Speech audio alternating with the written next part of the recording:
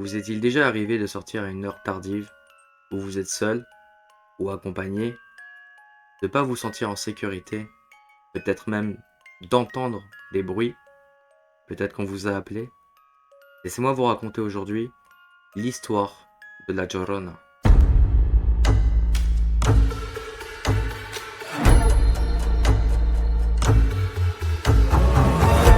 Dans les profondeurs de l'Amérique du Sud, une ombre hantée rôde tous les chemins des petits villages jusqu'aux grandes villes. Elles sont plongées dans la terreur. Toutes les personnes averties savent qu'il ne faut pas sortir la nuit, car croiser le regard de la Llorona, c'est sceller son destin et celui également de sa famille. Une malédiction ancestrale qui remonte au siècle précédent. Au cœur du XVIe siècle, un missionnaire écrivit ces mots glaçants.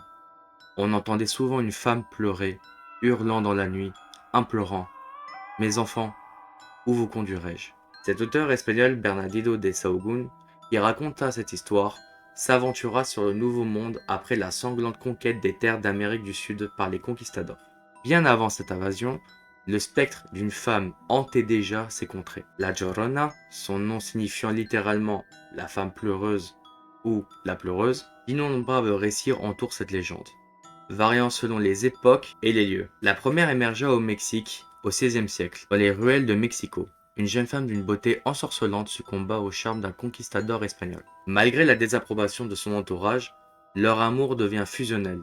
Enfin, c'est ce que pensait la Mexicaine. Devenue enceinte de l'Espagnol, elle demanda d'officialiser leur union à l'église. Plus tard, 2 autres enfants suivirent, sans mariage. Mais ignorant que le cœur de l'Espagnol avait déjà été conquis par une autre, une Espagnole de haute bourgeoisie, l'Espagnol la trahit et l'abandonna en quittant Mexico pour rejoindre son autre femme. La Llorona, désormais dévastée par la colère et le désespoir, noya ses 3 enfants dans les eaux froides et ténébreuses du lac Texcoco, situé à plus de 2000 mètres d'altitude dans les vallées de Mexico. Dès lors, les habitants de Mexico prirent l'habitude de verrouiller toutes les portes et les fenêtres à la nuit tombée. Certains prétendent même être réveillés par les pleurs de la Llorona errant dans les rues. Les plus téméraires essayent de suivre les sons et d'apercevoir sa forme fantomatique, une femme en blanc au visage voilé. Mais ceux qui osèrent suivre la femme furent engloutis dans un brouillard épais et la malédiction s'abattit sur leur famille, les condamnant à une mort certaine. Dans une autre version similaire, dans les montagnes du Venezuela, abrite une terreur comparable où toute personne qui entend les pleurs de la Llorona doit se barricader chez elle, évitant toute sortie sous peine de devenir sa première victime.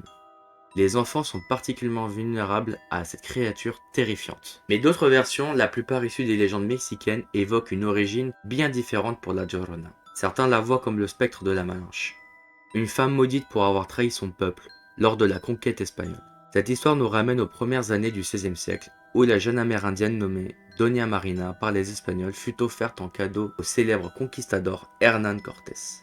Devenant sa maîtresse en octobre 1519, quelques mois plus tard, elle mit au monde un enfant métis, une union qui la fit haïr son propre peuple, considéré comme le responsable de sa condition d'esclave. Elle aida les Espagnols en leur fournissant des informations cruciales, facilitant grandement la conquête des territoires autochtones. Elle finit par devenir la femme d'un autre conquistador, donnant également la naissance à un autre fils, pour finalement mourir dans des circonstances mystérieuses. On peut supposer qu'elle fut tuée par les siens, trahie par le peuple dont elle était originaire. Une autre variation de l'histoire raconte le destin d'une femme riche, qui, après avoir acquis des biens précieux grâce à son mariage et à ses 3 enfants, fut injustement dépossédée par sa belle famille. Dans un acte de vengeance déchirant, elle décida de noyer ses 3 enfants avant de mettre fin à sa propre vie. D'autres récits de la légende ne mentionnent pas la noyade des enfants, mais plutôt une femme assassinée par son mari, revenant des morts pour le hanter.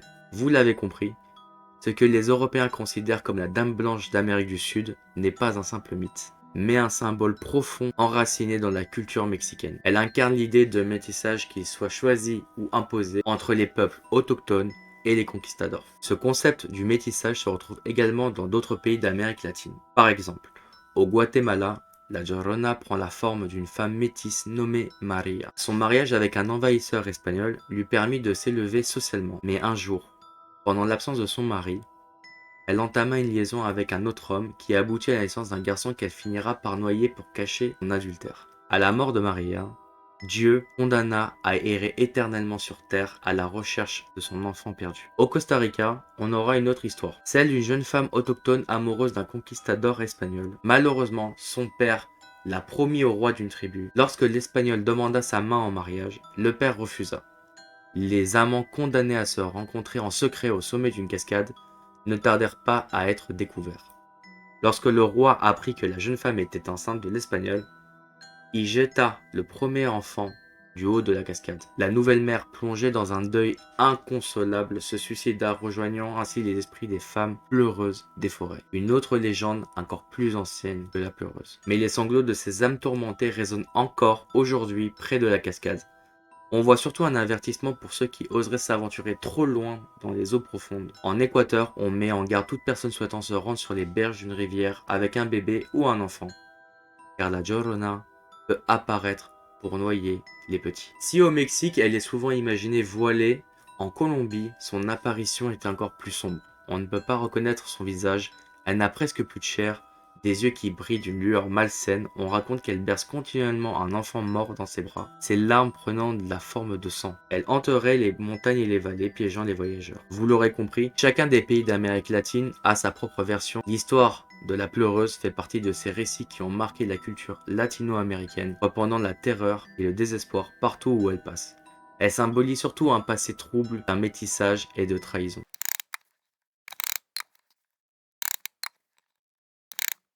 J'adore les légendes, je trouve ça incroyable. J'adore ces histoires de légendes. Je me suis imaginé à Mexico. J'espère que ça vous a plu. N'hésitez pas à me dire en commentaire d'ailleurs ce que vous en avez pensé. Me laisser un petit like, ça me donne vraiment du courage en fait.